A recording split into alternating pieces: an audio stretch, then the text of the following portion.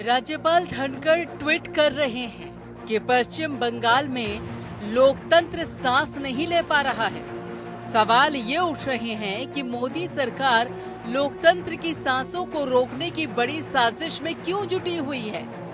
महुआ मोइत्रा ने तो ट्वीट पर पलटवार करते हुए सलाह दे डाली कि अंकल जी दिल्ली शौक से जाइए लेकिन वापस मत आइए। लेकिन टीएमसी का मानना है कि बीजेपी साम दाम दंड भेद से राज्य सरकार को बेदखल करने पर आमादा है। दीदी पहले भी तूफान का जायजा लेने पहुंचे पीएम के बर्ताव पर अपनी नाराजगी खुलकर जता चुकी हैं और लोकतंत्र के सम्मान का पाठ भी पढ़ा चुकी हैं। वहीं धनखड़ ट्वीट के जरिए केंद्र सरकार की सियासी नुमाइंदगी करने से बाज नहीं आ रही हैं। उन्होंने ममता बनर्जी को पहले लिखे एक खत का मजमून भी ट्वीट किया है, जो ममता सरकार को बहुत तक नागवार गुजरा है। राज्य के गृह सचिव का कहना है कि पत्र में लगाए गए आरोप मनगढ़ंत है और पत्र को सार्वजनिक करना अनैतिक है। ममता दीदी को राज्यपाल के दिल्ली आने से पहले बीजेपी विधायकों से मुलाकात पर गुस्सा आया था।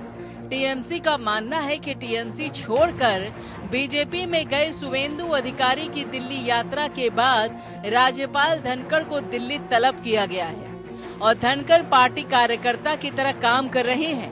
धनखड़ ने भी बीजेपी को वोट डालने वालों पर टारगेट अटैक, हिंसा, लूट और बलात्कार तक के आरोप लगा रही हैं।